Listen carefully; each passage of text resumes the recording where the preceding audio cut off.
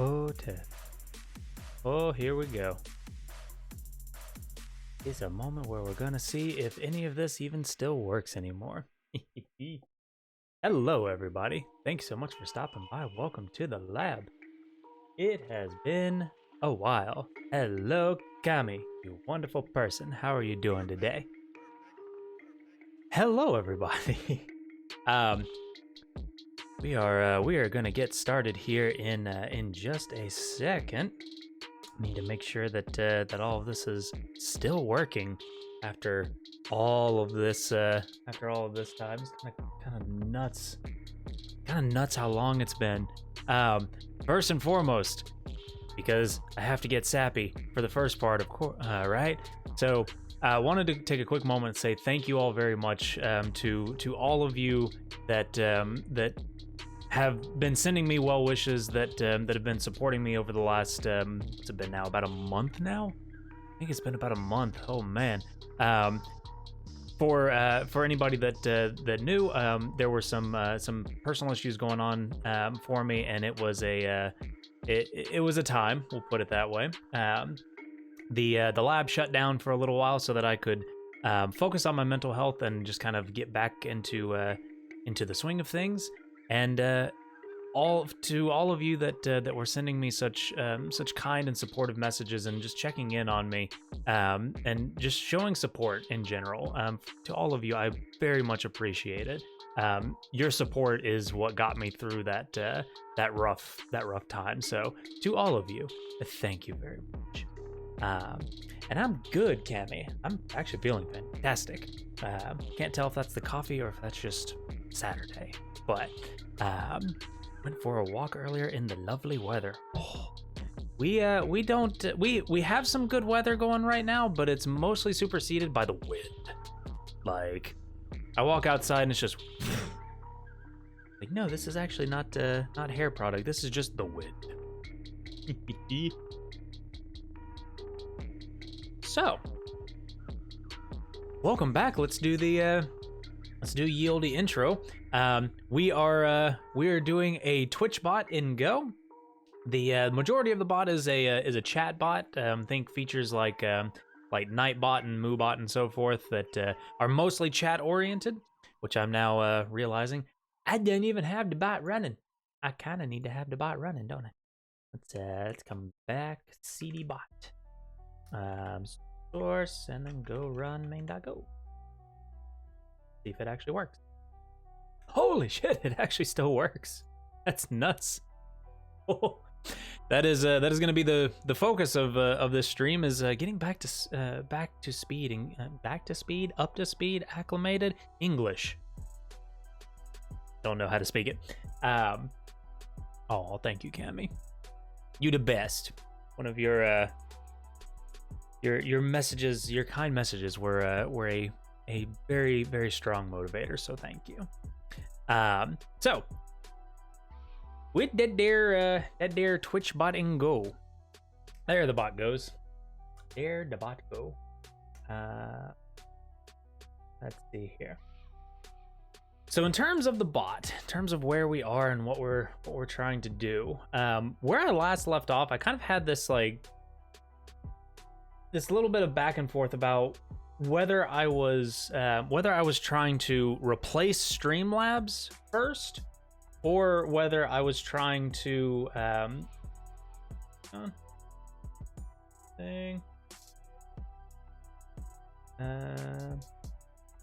that cat. I was kind of going back and forth on this idea of like, am I replacing Streamlabs or am I building out something that is more like chat oriented? And most of the features that were in the Trello were more akin to like, let's replace Streamlabs. And I started to notice very quickly that, well, let's see here. I'm shite at sound, and I'm shite at animation. So trying to make like the to recreate the wonderful rainbow sheep that pops up every now and again, damn near impossible for a pleb like me. But a lot of these like these track last usage items and even some of the shout out, like the shout out command and so forth, there are some things that while they were originally meant to be on stream, there was potentially an opportunity to skip over that for the time being. Basically, this is my way of saying that the little oh, actually they're showing up quite nicely. I mean, they're just text, but hey. This is going to be the majority of the stream, just me struggling to remember what language I speak. Last sub for Sleo and last bits for Przemko. Yo. I can't believe that still works. Oh my good. Oh. So, how are you holding up? Because I'm a potato. Thank you so much, Spooky. With that 7-month subscription. Nice haircut. Thank you. I had a moment yesterday where I was about to go and cut the grass, and I realized that my hair had just decided to throw a coup d'etat against me. And it was like I had it slicked back, but it was so wide. Like the hair around here was also super long. So I was like, okay, I'm gonna do something with it. So I slicked it back, I looked at it, and then I went, screw it, and then yoink. And so I brought the hairline up a little bit. I'm still holding out for the day when I can just like grab it, pull it, and then tie it at the back, so that I don't have to use hair product anymore. Because fun fact, a Medj does not like hair product, at least on his hands. Speaking in the third person. Oh boy. Oh, welcome. And oh, but the last sub is Borked AF, so that's a thing. Okay, let's see where we're at. We do have never seen Spooky Ghost Machine before. Lies. Spooky is super wholesome and super awesome. Oh wow, Streamlabs. They are playing art.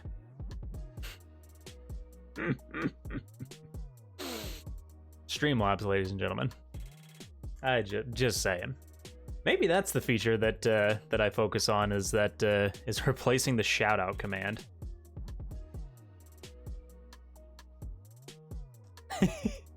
Toss a coin to the Witcher. Viking tech man in the Valley of Plenty. Oh, that's as good as I can do. Sorry, everybody. Sorry I had to subject you to that. Viking Witcher Viking tech man. Gammy, that makes me smile no matter how many times I hear it, and I appreciate you for it. Hello, Dry Bones. Thank you so much for stopping by. Welcome. Welcome to a Medj attempting to do things that he shouldn't be doing. So, if that be the case, there is. So the other reason that I was thinking, like, maybe I should reorient and kind of move away from the labels and move back into the more like chat style stuff, is because I don't remember what most of this code base looks like. Developers out there that can relate, you know, you write something, you write some code, you come back to that code and you go, who the hell wrote this? Oh, that me. Ah, shit. Yeah. I write a shitload of comments. Me too. And I still come back and I'm like, who is this asshole that was writing this code? And then they thought, oh, I'll just write a comment. Oh, get blame. Oh, that's me. Shit. Let's see here. What do we have? On-stream polls, or we could just do polls. We could just do polls. Pools? Ooh. Let's see here. Got some got a shout out command, got some polls. We got some of that. Track last uses of channel point reward. I feel like somebody brought that up to me. Still need to auto thank followers, but auto thanking followers I think is not going to be a thing until event sub is a thing, which is annoying. Yeah.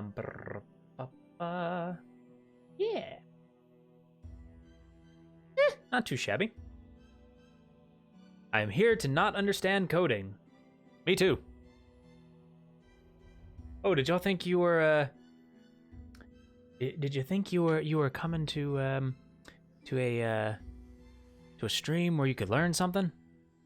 Shenanigans. All right. So, I did by the way, I am I'm going to attempt to write some code probably towards the end of the stream, because one little technique that I am going to. Oh wait, no. Sorry, Spooky. I just noticed something. Doink. Where is? Okay, so we're gonna put that there. We're gonna lock that for a second. And last sub.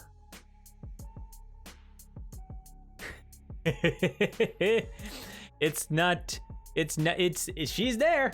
I assure she's there. Just a little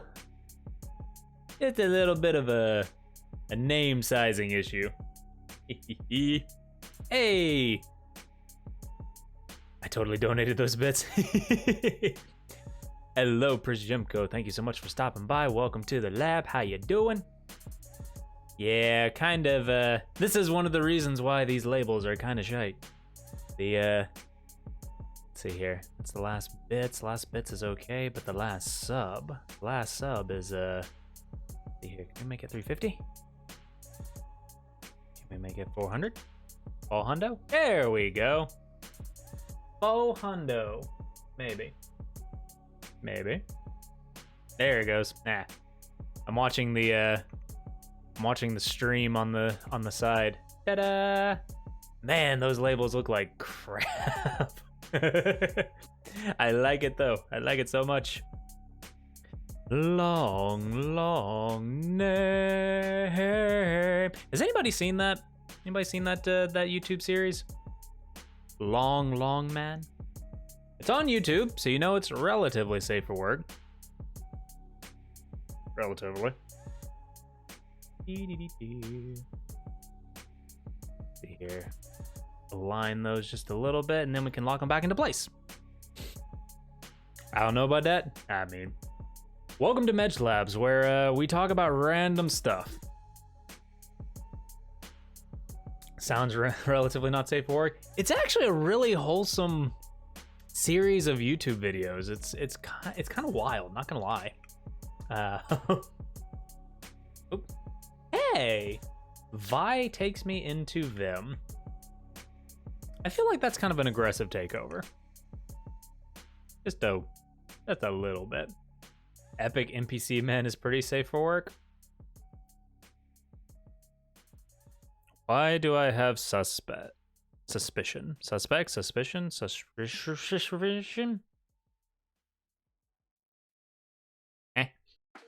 Let's see here. All right. I am the native speaker. I question that I question that statement on a number of occasions. Okay, so in an attempt to get back up to speed with the code and to attempt to answer some questions that were brought up, because I do have I have a couple of questions that were asked of me before the lab went. So I'm gonna attempt to answer those questions, at the same time catching up to speed on what this code is actually doing, because I cannot remember. So I'm gonna start. I'm gonna start by bringing the questions up, because that would probably help me a little bit on ye olde iPad. Okay. Question number 1: Why aren't you using a bloody database? I think I added the bloody part. But this was in relation to cache, if I remember correctly. So there was more or less the question was like, why did I choose to write my own cache layer, and why did I not, if I'm using a cache, if I'm using a key value pair, and if I'm persisting it to a file, why didn't I just use Redis? Or why didn't I just use a database? Why didn't I do these things that the internet tells us to do? And the short answer is because I didn't want to. No, so there were a couple of decisions that went into that. Number one, yes, the data that we were messing with was more key value than it was like relational, I suppose. We could have persisted things like what are we storing now? Like last sub, last bits. We could have stored those as metrics. We could have had a table. The table could have had columns for last sub, last bit, last follow, yada yada yada. We could have had all of those things. We could have, but should we have? Hello, Salty Moth. Thank you so much for stopping by. Welcome to the lab. How you doing? We are attempting to catch up on what the code is actually doing because it's been a hot minute. So the data itself and how I'm actually using the data was more key value. So in terms of why not a database? Well, could I have used a key value database? Absolutely. But the other reason, the kind of the bigger reason, was that we did have Redis at some point. And there was also this consideration of, well, if I wanted a database, well, actually, I'll get to that in just a second. We did have Redis, but at the time when I was writing this, I wanted the bot to be more self-contained. Like, I wanted to have something that was just like a single executable, which for the bot right now, if I want to start the bot, all I have to do is, admittedly, source the secrets, but then go run main.go. That's all I have to do. And I only have to do that because it doesn't have any dependencies like Redis or a database or so forth. So to spin this bot up, I could spin this bot up basically anywhere that the binary could run, which is insanely powerful for various reasons. And I still technically have the things that I need from a thingamadoo. Sorry, chat was distracted. So that's more of the reason why. Now, to that point though, somebody did bring up a good point. If I wanted the embedded aspect of it with this kind of like the ability to have a file as the persistence side of things, I could have used SQLite. And they're not wrong, technically speaking.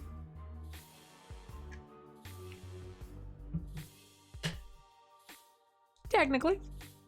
But that would kind of be like it's that trade-off game of I don't get the key value interface, but I do get the embedded database / file persistence capability. Excuse me. And I'll finish on that part. Why do I want a file so much?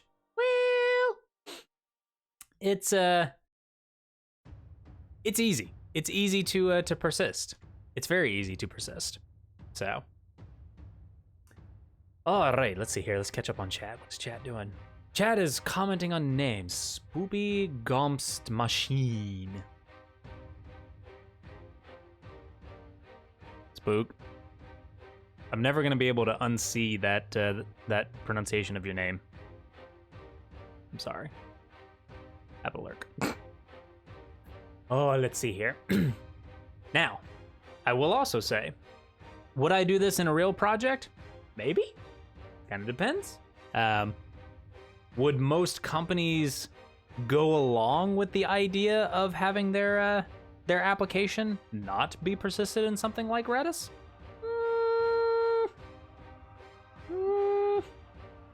I find that whenever I say to developers that a file is perfectly fine, most of them think that I'm memeing, or most of them think that I've gone insane. And it's interesting to remind them that a database is just an application over a file or a set of files. Just saying. This is a real project. It's real code using real techniques for real purposes. Like me going on a crusade against Streamlabs. You right. Let's see here. Now, in terms of persistable, now this I can get behind that this is a lot of code. Yeah. This is a lot of code. Although it's not really a lot of code in comparison to most of the projects that I work on. But yeah, this is a lot of code. So, am I gonna change it right now? Probably not. But cache and persistable, I mean, it does what I need it to do. It's an in-memory cache. It's super fast, and it's backed by the file. So, as we can see, it actually worked. It's incredible. It still worked after a month and some change. It's not a real project because it doesn't make millions in profit every second. Yo. I feel that. Let's see here. What do I want to do here? I think I don't want to do anything else here. Get, put, absent, expired. Yeah. Let's see here. Does your bot scan every message, or Twitch API allows you to listen to Twitch events? The latter. And actually, that was one of the other questions that I was asked was, why didn't I use the API? Like, why didn't I pull the Twitch API for all these things? And the short answer is because I don't like pulling. So that's now 2 questions that I've answered with because I don't like it. Oh no. Nah, it was purely for in order to get the real-time events, WebSocket. And so there's the WebSocket code in here, which is honestly, it's just a wrapper around Gorilla WebSocket to make it an IO read-write closer. So in Go, we have that very handy and very powerful read-write closer interface. And in order to be a read-write closer, you have to implement read. You have to implement write. There it is. And you have to implement close. And for us, for the most part, it was just for the most part, it was just defer to whatever Gorilla WebSocket's variables were. In this case, though, we kind of added a little bit of work to it. What kind of variable is underscore? That is the IDGAF operator. And no, that is not what it's called, but that's what I like to call it. It is basically a thing that says ignore. So like for ws.con.read message, it returns three bits of data: the message type, the byte array, and an error, if any. The underscore just says I don't care about it. And I do that because if I don't do that, if I were to say type, the compiler would yell at me because it's declared but not used. So you can do it like that. Does Python do that? No. I need to look at that because I'm actually writing Python right now, like every day. I'm not gonna lie, writing Python for work and then writing Go for fun. The brain, the split brain has definitely had an impact. Cammy, can I get a soundbite? Can I buy a soundbite out of you for that? Just a brr, brr, brr, brr, brr, and just making that sound much cooler than it actually is.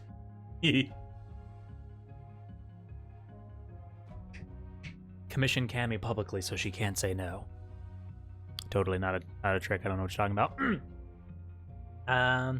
Can you pass null there? Not really, no, because this is a variable declaration. So, and the Go compiler enforces that if you declare a variable, you must use a variable. Null is not an option. Although you can use the word null, because null is not in the language, by the way, which is hilarious to put in front of people. Also, which color would you like?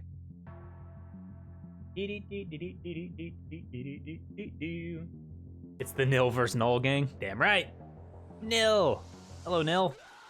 Versus no. I love it. Let's see here. Workshop. And color wheel. What colors are there? There are some options, but I feel like some colors show up where others don't. Yeah, it's a bit of a gamble as to what colors actually show up. I feel like I need just like more bulbs around me to make the color more vibrant. But looks like a party in my house. Let's see here. Start right here. Welcome to the lab. We do work here. Or do we? Thank you, Cammy. Whoa. Which, of course, I'm hydrating on Sneak Energy. That is a thing. Let's see here. Light purple? Let's see.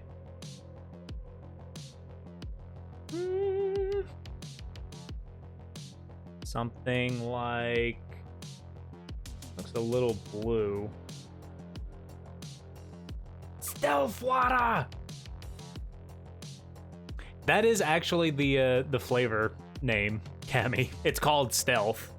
Stealth by Sneak. It's incredible. I did have somebody ask me, like, Medj, what happened to that thing that you used to drink? I was like, oh, you mean the delicious organic Japanese matcha by Jade Leaf? Yeah. Admittedly, I haven't actually drank matcha in a hot minute. But I love that Medj is not sponsored. Sponsored? Sponsored. Jade Leaf. Hello. Hello and welcome to the lab. Would you like to sponsor us? Because we drink your tea in ungodly amounts. This is not a request. This is totally just a... Moving on. Let's see here. Yes, WebSocket. I'm trying to remember if there was anything else that I needed to poke through on WebSocket. I don't think so. We have WebSocket purely because I needed a read-write closer. That's about it. And I think I have an example of that in IRC. Yeah, there it is. This is why. IO read-write closer allows me to pass any IO read-write closer, which allows me to, in test, spin up a fake WebSocket and pretend like there's traffic coming to the app, which is super bloody powerful. That is so good, so freaking good, and this is why I love Go. Other languages do this too, by the way. It's called boundary programming. Remember when I was asking you about React and stuff? Yes. Got it to work. Register login. Working on a profile component. Oh yeah, dude. That's awesome. Now I have to ask. When it started to work, did your mind explode in joyous butterflies? because we just had that moment yesterday.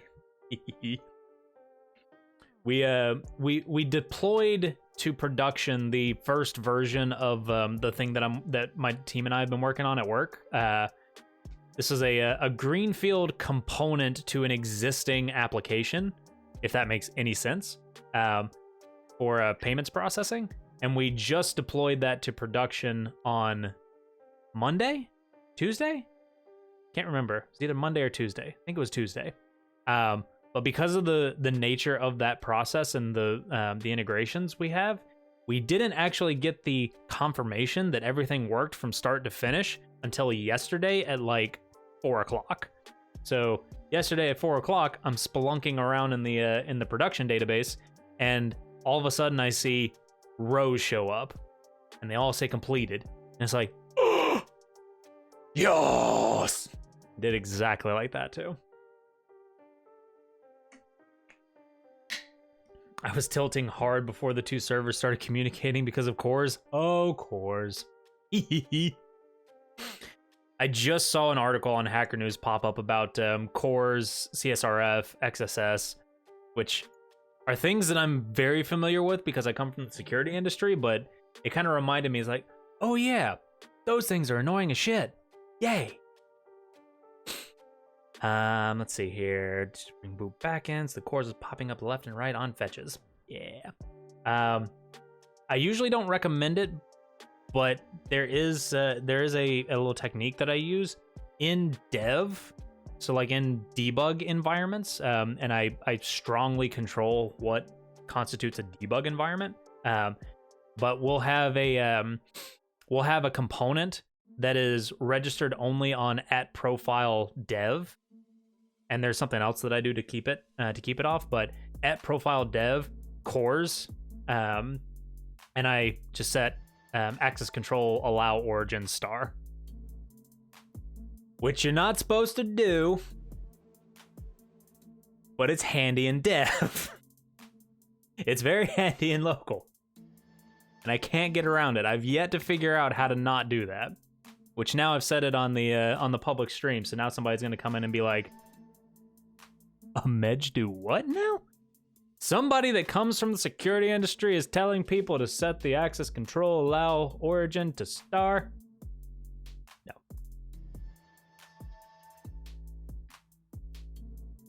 Is this kamikaze? Am I kamikaze? I could never be that lovely. Look at this mug. There can only be one Kami. Shy emoji. Is that what it is? Is that the people shy? I feel like the shy though is a little too forward. It's like they're making eye contact. I feel like if it was truly a shy emoji, it would be more like looking down, that whole thing. Welcome back to the conversation, Kami. How you doing? Let's see here. Applied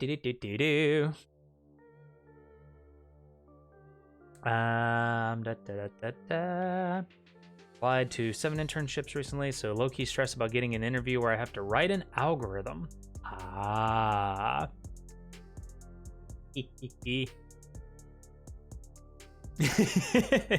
Hello, Kami. We were just saying you were lovely. Hello.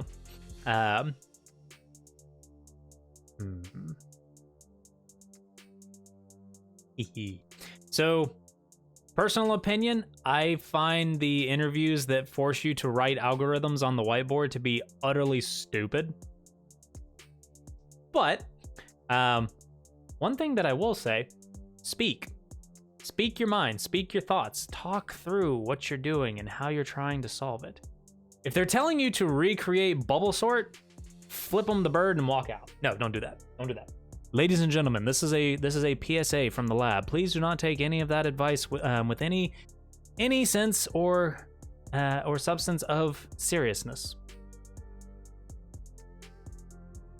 The lab is not responsible for you flipping the bird to any interviewees, interviewers, or the...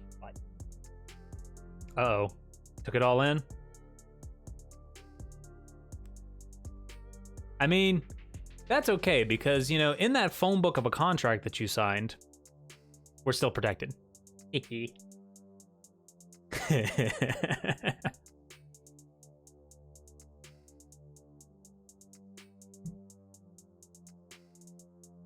One company I know, friends already had an interview where they requested to reverse letters in words without reversing the words themselves or write your own split function. Interesting. Now, to be fair, I think most of those places ask you to do that just to see how you work. So keep that in mind. You don't necessarily have to get the right answer for the right company. The right company will see you get the wrong answer and still hire you because you have a good process. It's yeah, it's a thing. Actually, I'll take a moment because I do want to tell this story. I had an interview very, very early in my career, in my official career. Somewhere around 2013, I think it was. December 2013 is when my official career started. That's when I graduated college. I went into I actually like got a job in the field, yada, yada, yada. Prior to that, it was just a bunch of, it was like 6 or 7 years of freelancing, working on a game online, all that fun. So I had experience coding in Teams, and I had experience coding a stupid amount of like the usual inventory management systems and MySpace pages. But there was an interview that was exactly like that. It was that like they were asking me, and it was for a software developer position. It was for a junior C++ developer, I think it was, for a company that mostly did financial software. And they were asking me things like, how do you deploy servers? What kind of networking fabric is the most appropriate for high-speed computation? What kind of networking segment would you use that's a good balance of security but availability? And I'm like,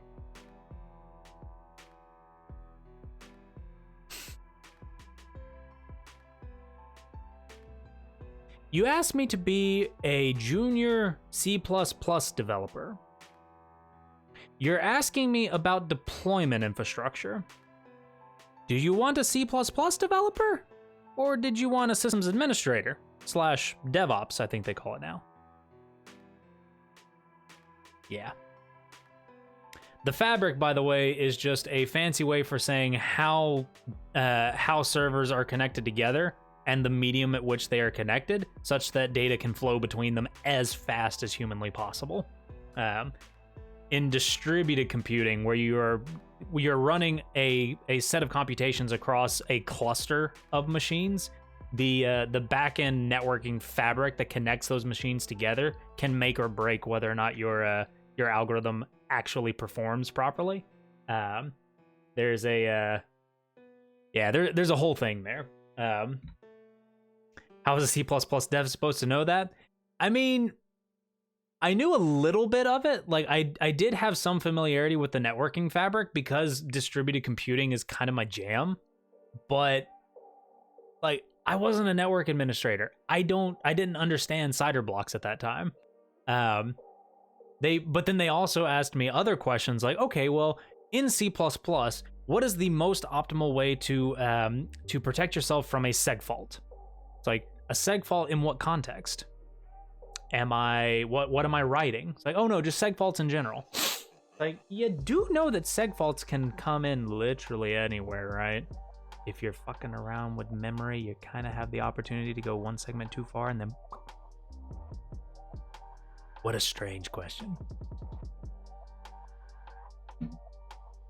Yeah. I have had a couple of interviews at companies that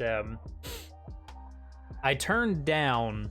I turned down the offer because the interview process was so, like, it felt like somebody had written down a bunch of questions because they couldn't be arsed to do the interview themselves, handed that off to somebody that was willing, but then that person didn't really fully understand like what the question was entailing.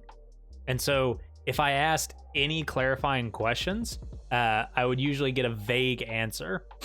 Like my favorite one was when somebody asked me, so how would you design a secure REST API? It's like, well, who's consuming it? General best practice for consumption across the internet. So I'm writing an external API? No, you're writing it internally. The most secure API is an API that's not written at all.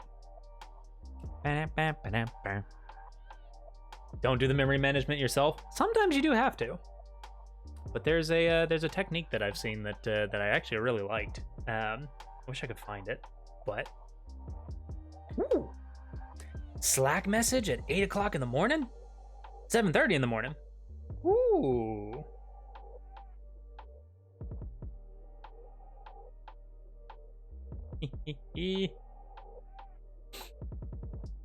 They could have been just checking if I knew what seg faults were. That is true. I feel like any student that has ever tried to write a more complicated, like any student that got to the pointers section of the class has definitely seen a seg fault. That's just, that's just trial by fire, and it's so shite. Anyway, sorry, I went off on story time with Medj there for a sec, but let's see here. Oh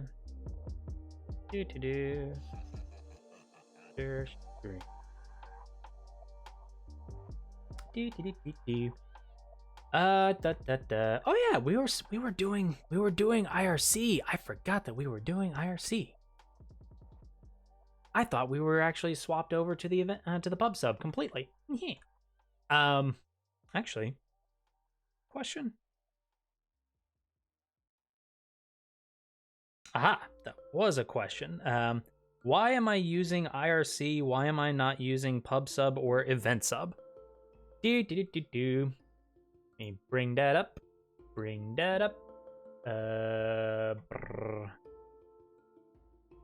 Twitch developer guide. And so this is all IRC. Then there was pub sub.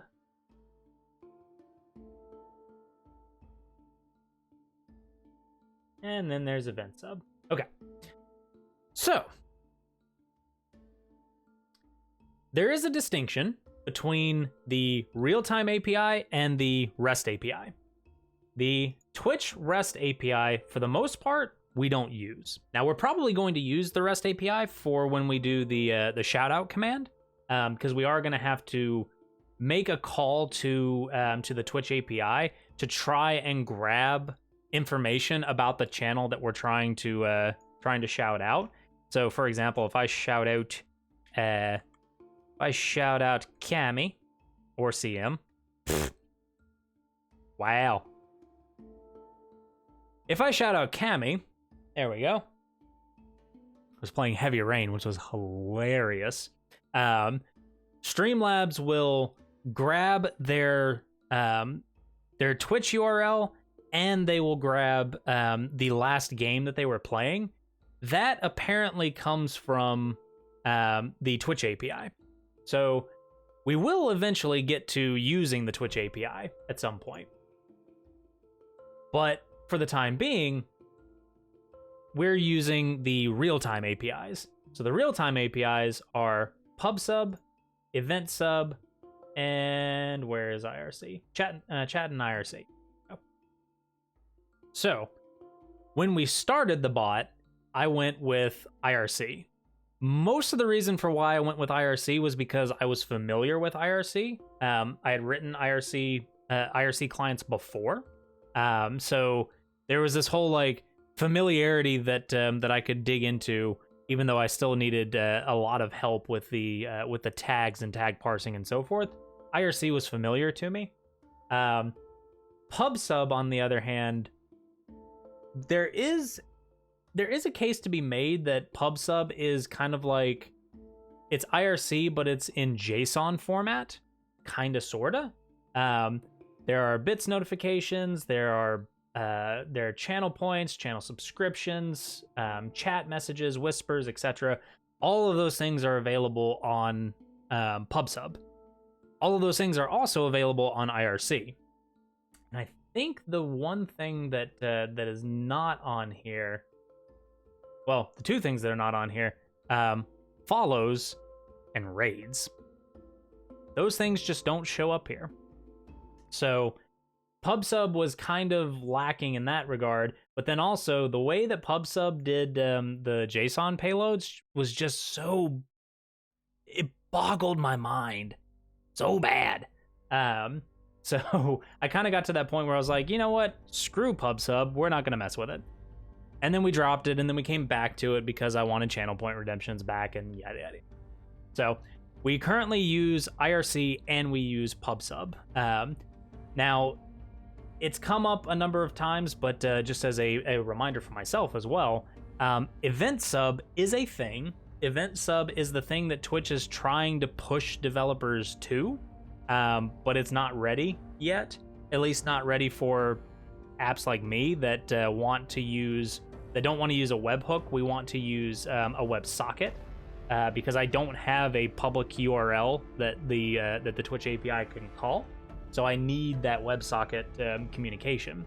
Without WebSocket communication, I can't use Event Sub. So it's a whole thing.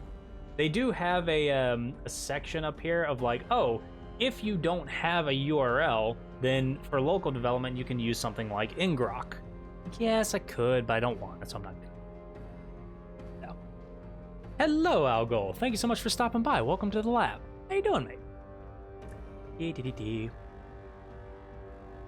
Let me catch up on chat a little bit. But so that's why I'm using IRC and PubSub. I'm using IRC for everything. I'm using PubSub for channel point redemptions because IRC doesn't have channel point redemptions.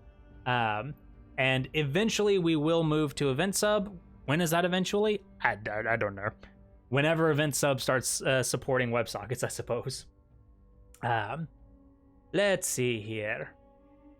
I feel like the whole REST being thrown everywhere, it's just doesn't sound fancy.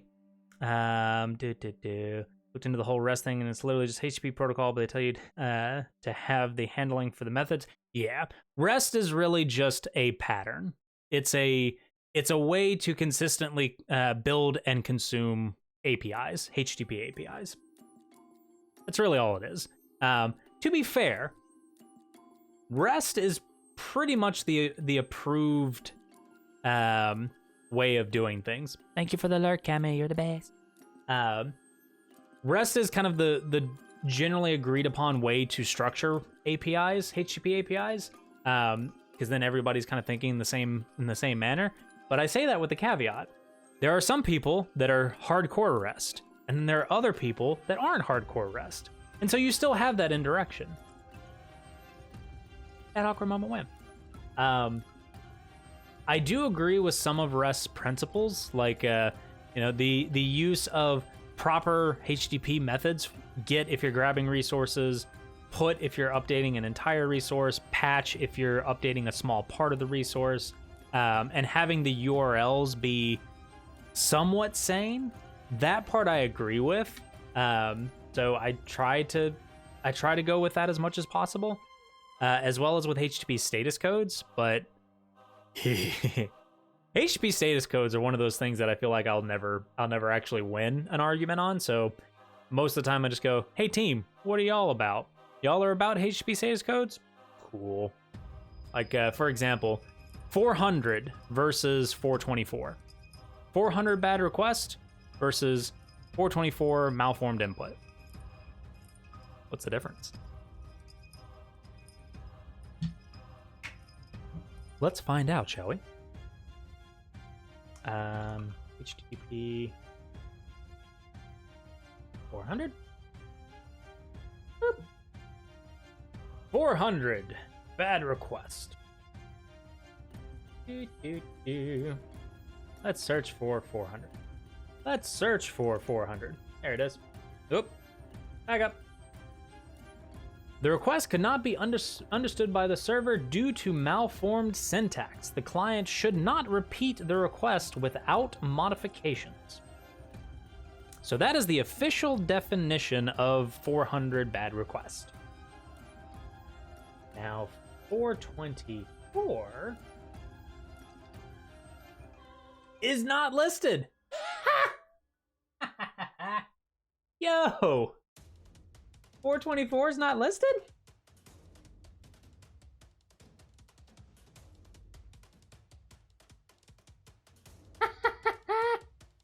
Oh shit. Wait.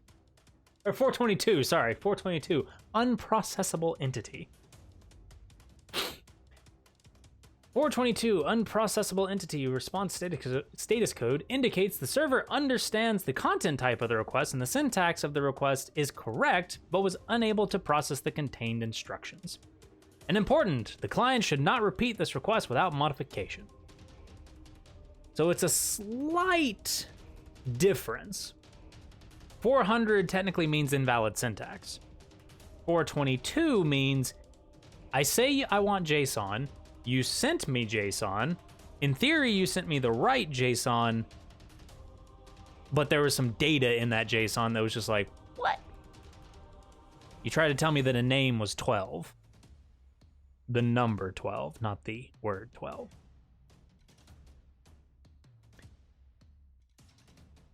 I feel like this is borderline dogmatism, but at the same time, I get it. And now I'm curious. Change the language. I'm gonna choose the wrong one, and Spooky's gonna smack me. Oh nope. HTTP no. 422 unprocessable entity. Nope. What? That's a K.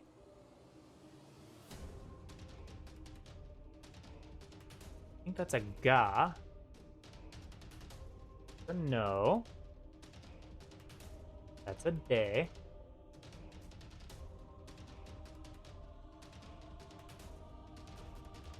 Deki?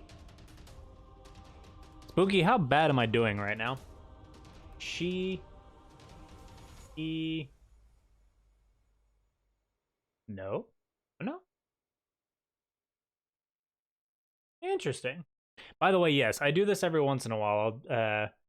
I'll go to a site, and if they have internationalization and they have Japanese as an option, I'll just flop it over and see which hiragana I can recognize. That awkward moment win.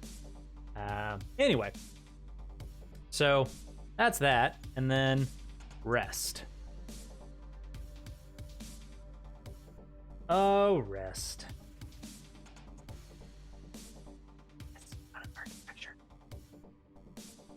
I feel like we've gone way off the rails, but that's okay. That's what this is for. To explore and to understand. Like JSON RPC? Yeah. I wonder,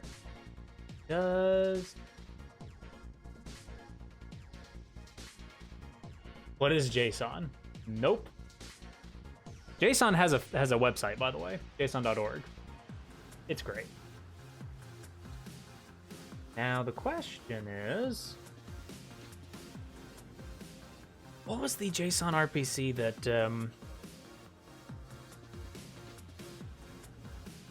it's like a gRPC? Did somebody do a gRPC derivative? I don't think they did. Anyway. I have to admit, Protobuf kind of destroyed the world of RPC for me because Protobuf was so pleasant to use. If nothing else, for the ability to write a proto file and then write gen and then have my models and my server generated for me. So good. So good. Alrighty, let's just went way off the rails with that one, but hey, this is why I like it. Like a half coding, half chatting, whatever this stream has become.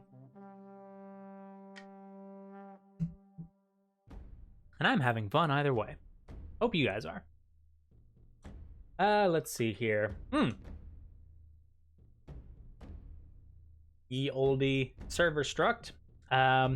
There was a question, if I remember correctly. Yes, why don't I have the REST API defined in main? So in main.go is huge right now. Oh, there's another one that'll be really interesting. So in main.go, I'm doing things like grabbing config from the CLI flags. I'm initializing a bunch of things, so initializing the bot. That's still a thing.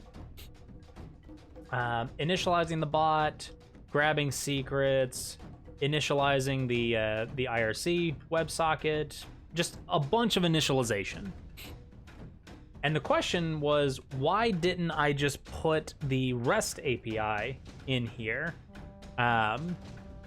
Why do I have this server construct? What is server? Why do I have it? And why am I using it? This actually comes from a technique that I learned from Matt Ryer, very prominent figure in the Go community. And it was this idea of your server is just a struct, and all of the dependencies that need to be shared in between controllers or handlers, as they're called in here, is stored inside of that server. And then all of your functions just dangle off of the server. So it's interesting because it allows you to effectively do some semblance of dependency injection. You can initialize a server struct with any combination of these things, although since we're not really using interfaces, it's kind of hard to do in an effective way right now. But if you use standard interfacing and you use some standard typing, this server becomes testable. And not only that, but you can initialize only the routes that you want, so you only run the code, the initialization code that you need. So for example, if I was testing API subs last, I could just instantiate that part of the code and I wouldn't have to worry about the rest of it, which is super handy. Let's see here. That's what the serve HTTP method down here is for, by the way. It's a way for me to do this. I'm passing in my custom struct into the Go standard library HTTP listen and serve, which is what actually starts the REST API. And because I implement that method, serve HTTP, the Go compiler accepts it, which is great. Let's see here. So the other thing to mention here too is that this scales rather nicely. And also notice that the actual methods that handle each of these APIs is not in this file. So for example, debug bit.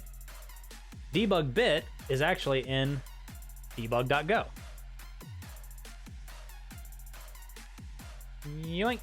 Here we go. But I can add these receiver functions on the server inside of this package because of the way that Go the way that Go allows you to kind of distribute these things. And when it brings it all together, you end up with a server that has all these different functions available to it. So it allows you to organize your code in much more what's the phrase that I'm looking for? It allows you to take bits of your code and chunk it up into domain, which is more or less what I tried to do here. Like bits handler, same thing. It's a function that dangles off of the server. What I mean by dangles off of the server is just that there's a function with a receiver for the server that does whatever it is, whatever handler func that I'm trying to use. And then I just return a handler func, which is a function that takes a response writer and a request. That was a lot of information. Welcome to the world of Go. But why I did it this way, mostly because this approach scales really nicely. And inside of this, I have access to any of server's dependencies. So I have access to the router if I needed to, access to the debug client, to the metric store, yada, yada, yada. I have, oh, there it is. I have access to those things without having to pass them into the function themselves. So I initialize them on the server, they become available context-like, which is really nice. Close that out. Back to the server. Which I think that was most everything for the server. I think probably the last question that I'll address because it came up. Golang standards. So, more often than not, whenever you come into a new language, probably one of the most common questions that gets asked is, well, how do I structure my code? How do I lay out my code in an effective way? If you search Golang project layout, more than likely you're gonna end up here. More than likely you're gonna end up here. Unfortunately, because SEO. And what this is, they call it a basic layout for Go application projects. I am going to vehemently disagree with that, and I'll explain why in a sec. Mind, they do say, it is not an official standard set by the Go team. However, it is a set of common historical and emerging project layout patterns in the Go ecosystem. So what this basically is a recommendation for how to package your application for various benefits, they claim. You've got this CMD folder, which the CMD folder is a directory where each application should exist. This is your starter point. This is where you would have like a main.go, and the main.go would start the application, probably bring up like a CLI, et cetera, et cetera. But so that goes into a CMD folder. And then there's a bunch of configs, and configs are like configuration files for each of your dependencies if they are required. Deployments are things that are supposed to be like Docker Compose files, Kubernetes or Helm templates, yada, yada, yada. Internal is apparently private application and library code. Now, this is actually something that is enforced by the Go compiler, so this is not too bad. If you put code into something called internal, and if somebody imports your code that's in internal is not accessible by their code, is more or less what that means. Package, PKG, is library code that's okay to use by external applications. So if you're writing a library that is meant to be consumed by others, the theory is that it goes into PKG.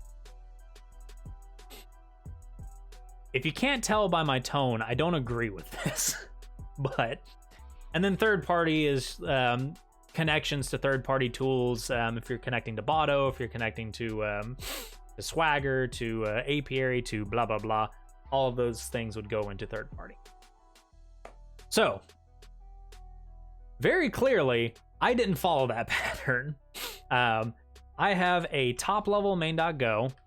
My config exists in the top level. And then each of my folders here is more or less broken down by domain, which a domain here would be like the domain of the bot code that actually does chat handling. Cache.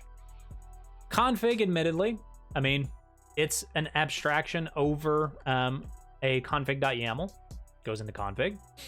IRC, logger, pub/sub, secret, server, WS.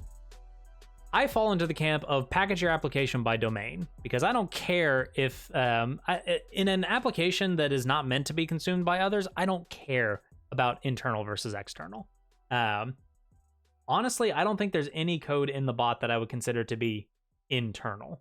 But additionally, I didn't write this code to be an imported package. I wrote it to be an application an application that's just built and run. This packaging structure is a monstrosity.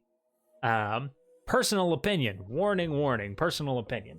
This packaging is a monstrosity.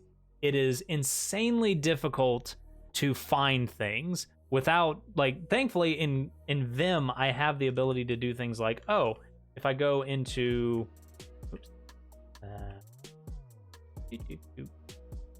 if I go into main.go, okay, I'm looking for something. Hey, I don't know where, say, something about the bot is. What about chat client? No.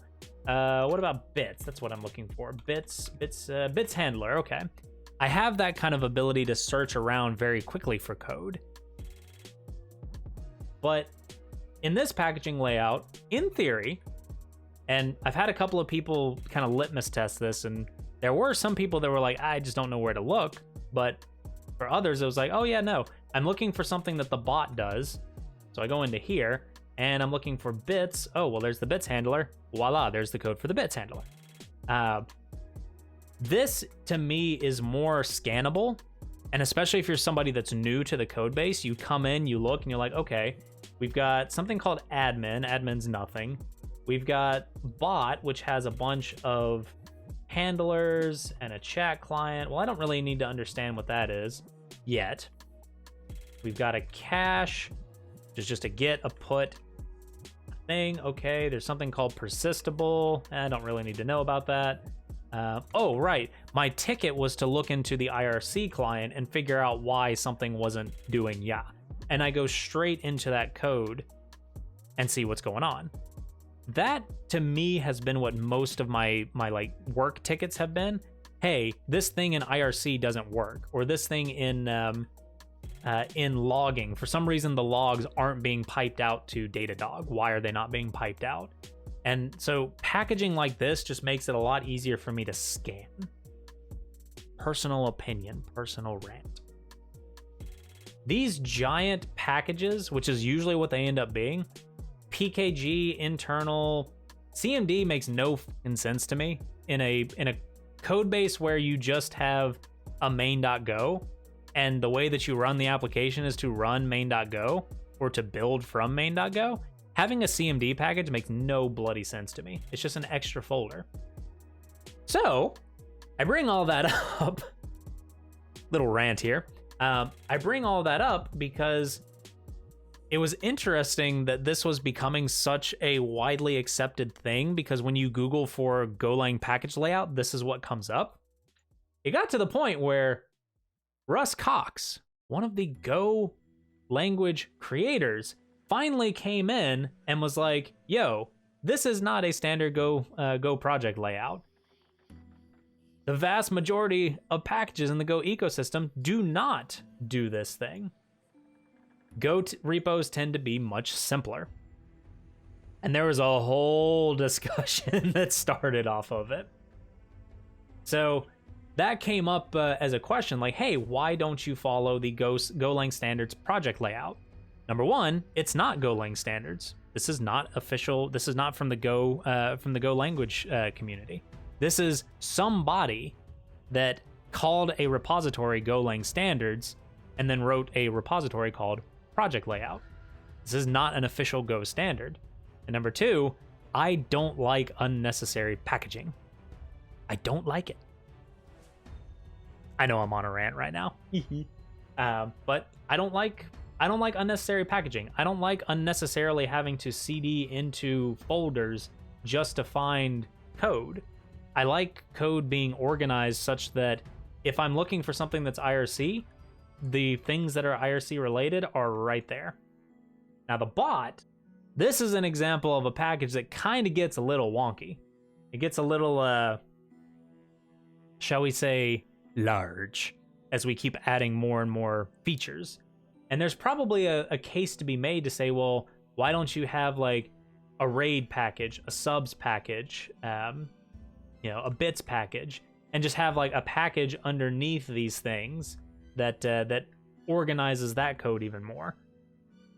It's a fair question. I just don't do it because then you have all of the files here that you need. If you need bits handler, it's right there. If you need the bot itself, it's in bot.go, yada yada yada. Yeah. Now we're getting into we're getting too far into the personal preference territory, but rant over. I just wanted to I wanted to answer that question particularly because I'm so passionate about it.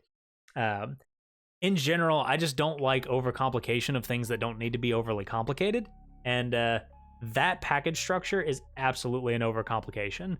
And it's one of the things that that Russ was actually pointing out in that issue, was that why are we packaging code in such a way when most of the time code just looks like this?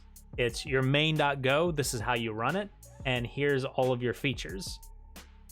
Why do we need to add structure on top of that? I think the short answer is that if you don't know about that packaging structure, then, or if you don't know what a good packaging structure is, you're naturally going to look. You're going to go out and you're going to look for answers, but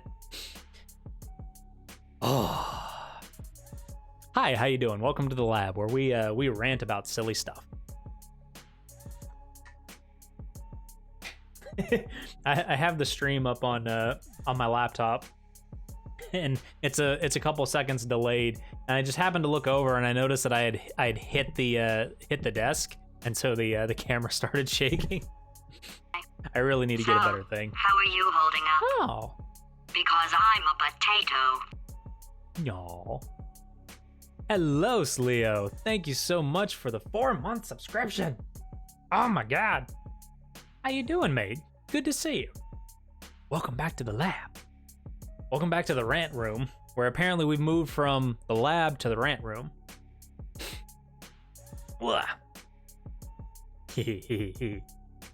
Let's see here. Actually, I'm gonna mute the microphone for just a second so I can pour my coffee. Unless, is that? Well, fuck it. We're going for it. I'm sorry. Welcome to the lab, coffee ASMR.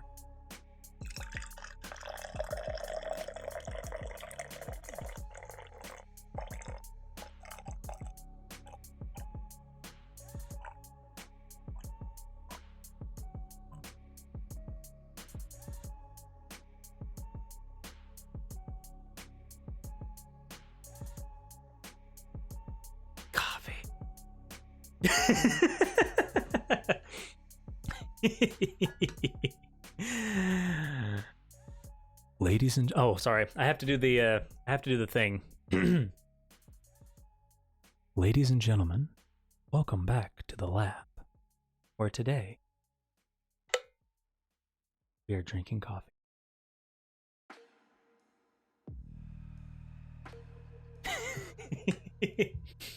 I had somebody on a work call say that that I should open a I should do an ASMR stream, and I'm like, first of all, I don't find my voice to be that that soothing. Second of all, what am I gonna ASMR?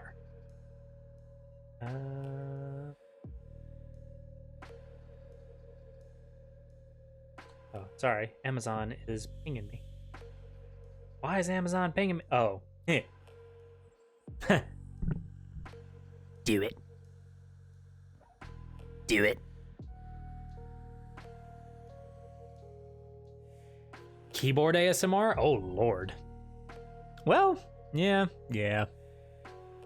I have a question. Does anybody... When I'm typing, does that actually come through on the unyieldy microphone?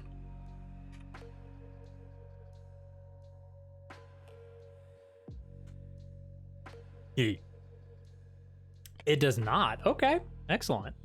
Admittedly, I kind of did that purposefully because, well, between that and I took the time to go through for each of these keycaps and put an O-ring on the underside of it to try and dampen that clack sound, because I'm about to catch a lot of flack for this. I am a mechanical keyboard user. I don't particularly care for the click-clack. I've been in too many meetings where, like, we're talking about something, but all I can hear is... Like, that's all I can... It's grating to me. I don't mind it when I'm working. Like, if I'm doing something like this. I don't mind it too much, because for the most part, my mind isn't really focusing on it. But, like, if I'm focusing on a call and somebody is click-clacking, ooh, that's where things get a little...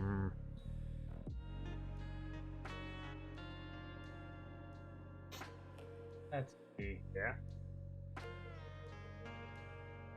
Exactly, Prajemko. If I am not doing it, I can't listen to it. Rant Lab or Medj Rants?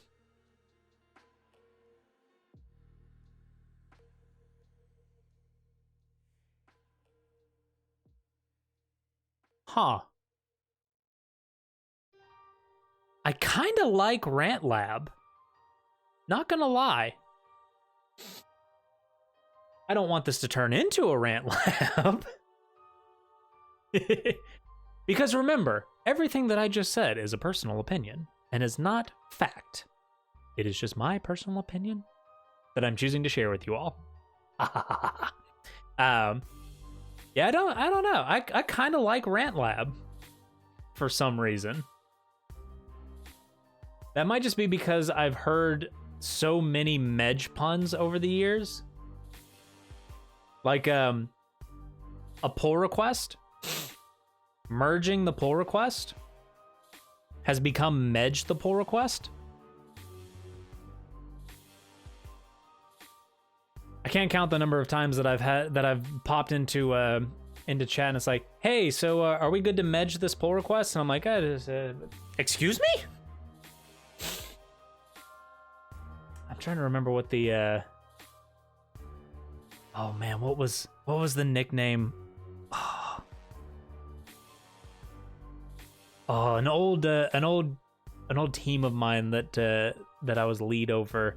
They came up with a nickname for themselves, and it was some pun on Medj, and for the life of me, I can't remember what it was. And I think the best part, so that was a consulting gig, so the team name had my name in it, like Medj something. Medj bots or something. Actually, I think it was the Medj. No, it wasn't the Medj bots. Oh, you reach out to Rob. Like, yo, Rob, what did y'all call yourselves? And so we submitted those teams to the client because the client was asking for us to organize into teams, come up with team names, and then submit the team names to them for some odd reason. I think they were trying to create like a good developer environment, and then they would just like yell at us constantly. So, you know, details. Well, they would yell at me. They're not allowed to yell at my team. You yell when I'm lead over the team. You yell at me. You don't yell at my team. Just saying. But and they submitted that, and all the guy did that was kind of the lead over on the client side just kind of looked at me and went, "Did you do that?" It's like, nope, that's all them. I am not that self-centered. The Medjies. Medj, eat your veggies. No. I refuse. No. I try. Let's see here. Alrighty. So, with that rant over, I think I would like to do a little bit of research. I kind of want to see, so I do know that there is a bug that deleting the cache file does not log an error. So getting I'll come back to that. I think in the last like 15 or so minutes, I do want to start some research for the shoutout command. So something that we could do, and I want to,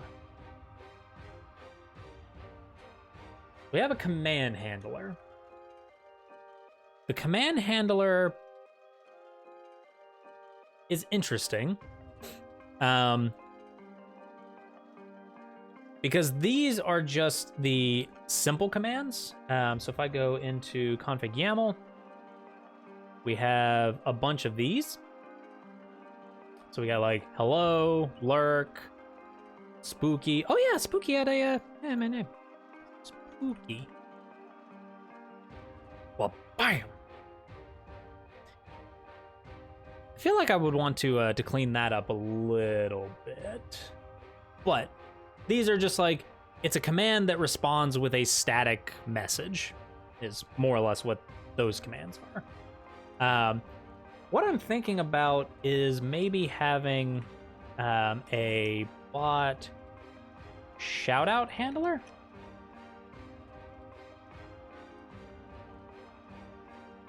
And then probably taking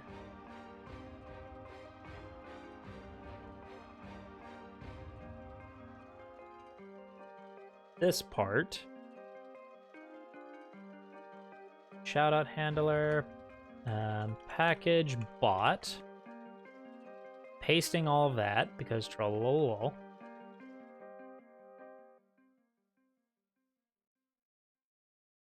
Okay.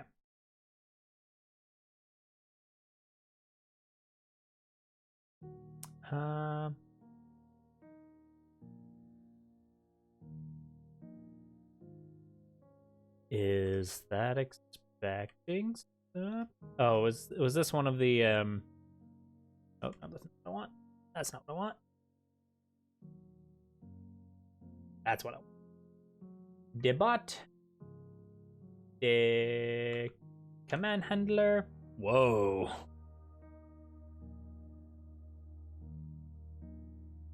Oh dear. That's interesting. Oh, right. All right. QA. Don't think there was anything there. Vim.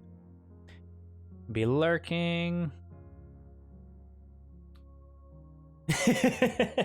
No worries, Leo. Thank you so much for stopping by. I appreciate you.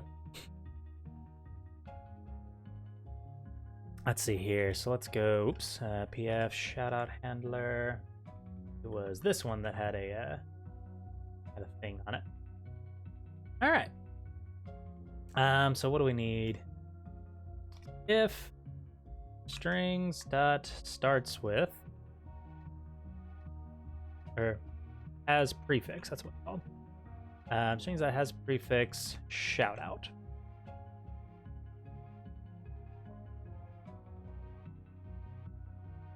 Actually, if not string that has prefix, return. So if it's not,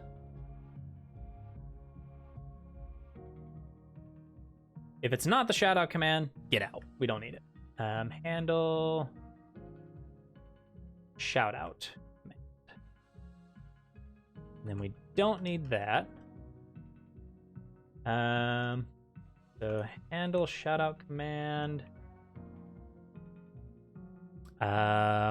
Responds to the shoutout chat command. Okay.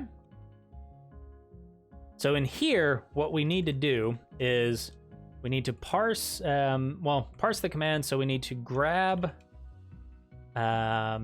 channel being shouted out. Call Twitch API for URL and last playing. Actually, we could just do the URL, and then we could also say stretch add last playing.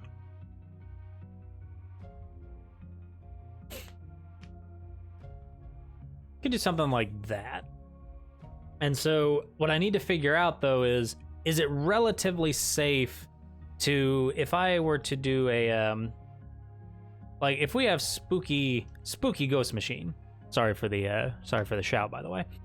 If I were to say https twitch.tv/spooky ghost machine as it's cased, is that good enough? Or is there an internal name that I have to be aware of? To be determined. Let's see here.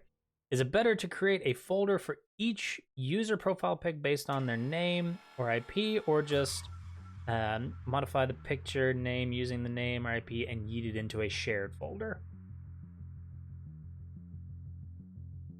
That's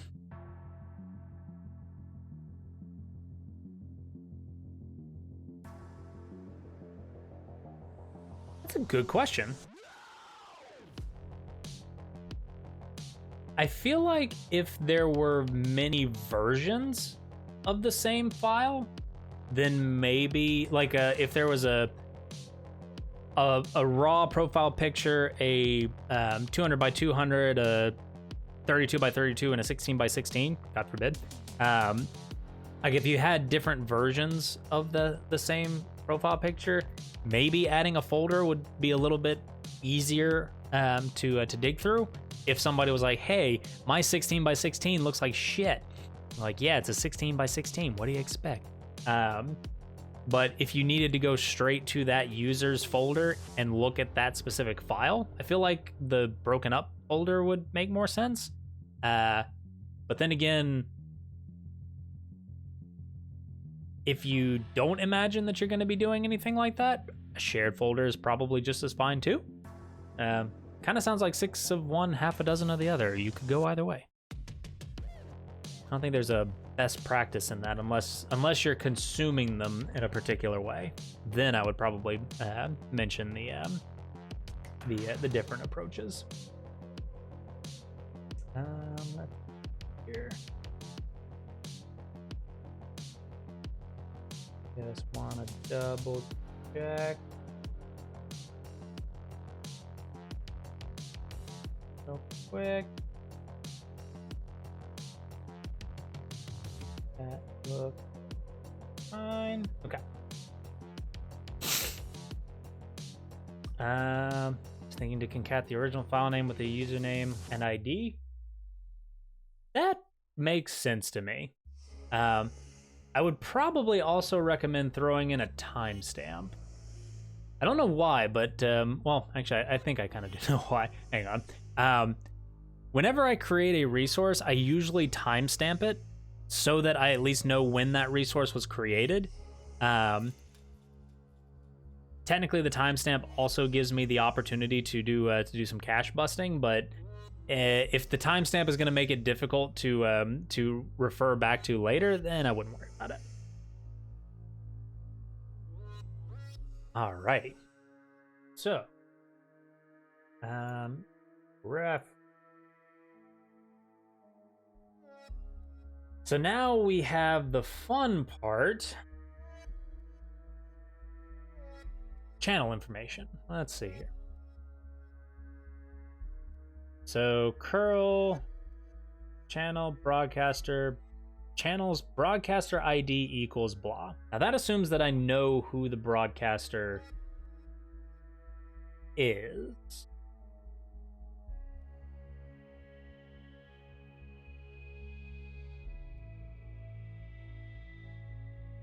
That doesn't really get me what I want. I've definitely gone through this before. Fairly certain.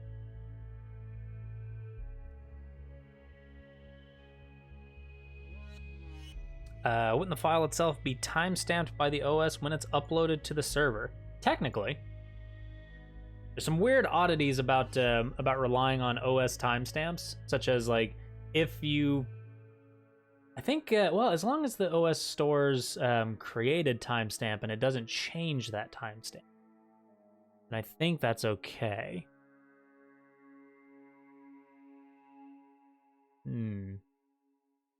I've gone down that path before, but for the life of me, I can't remember why we chose not to go down OS timestamp.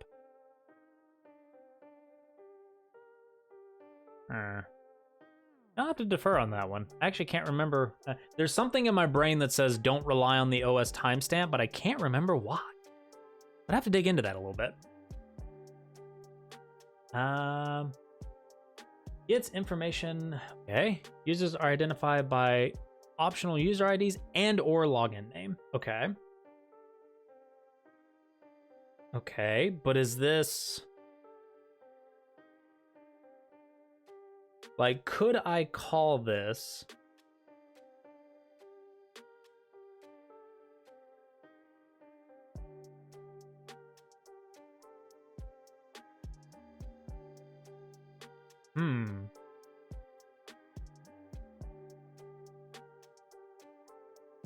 Could I call this with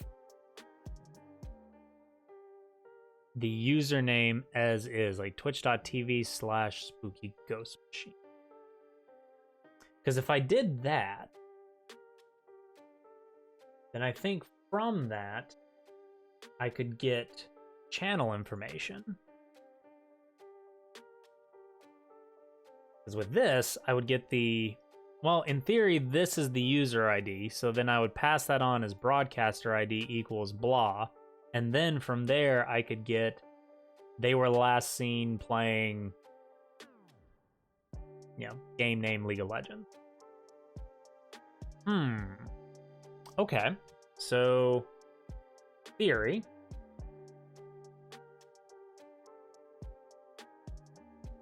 That's not what I wanted. I wanted this one. So, call Twitch API for URL, I think would be this. We do need the bearer token and the client ID now, which are secrets that are not currently in the application, if I remember correctly. I think it's login name. There's a login dash name. We'll have to play around with that a little bit, I think. Login name equals, say, actually, hey Cammy, do you want to be immortalized in the code? Would you like your name to show up as an example in the code, and therefore your name lives on in the code forever? Well, forever as long as this code exists. So we would have to do that. And then for this, we could do, I want to, that's, for that, I think we can do this.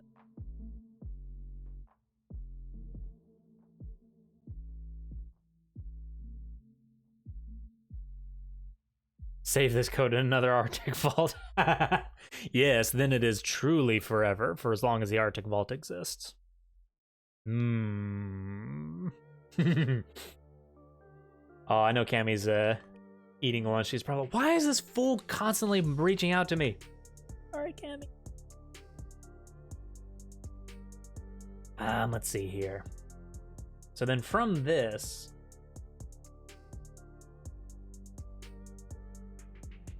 broadcaster ID. So if this ID is broadcaster ID, then this would allow us to get game name.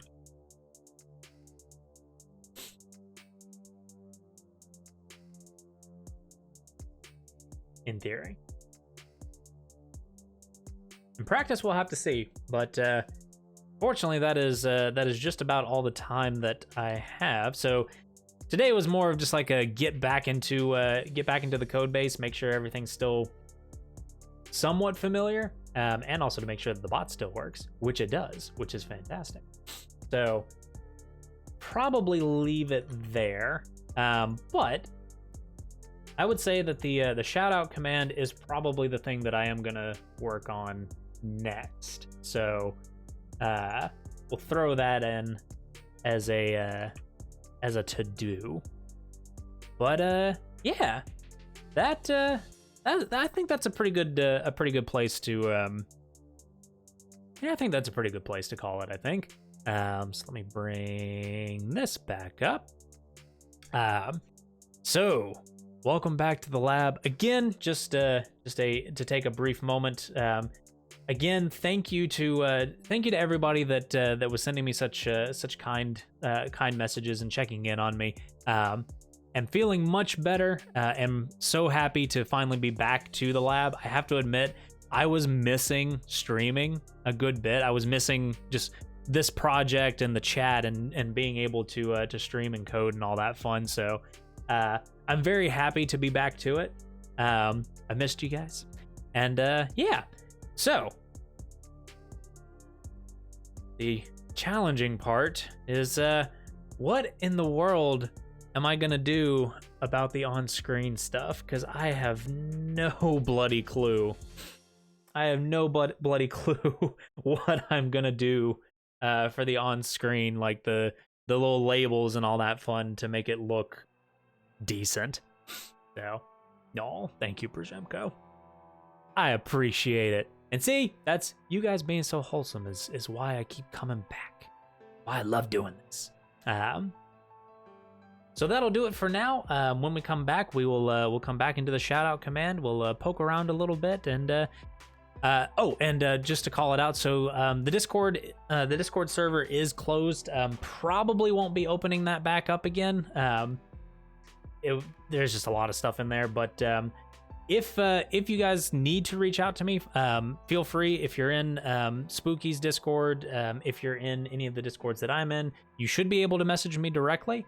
You can message me on Twitch, or you can just wait until I come back here. Either way. But if you have questions, feel free to send them to me. I'm always happy to answer those. But for now, that'll do it for now. Thank you all so much for watching. Stay curious, and we'll see you in the next one. Let's see here. Yeah, we'll probably do that. Yeah. Take care, everybody. Bye-bye.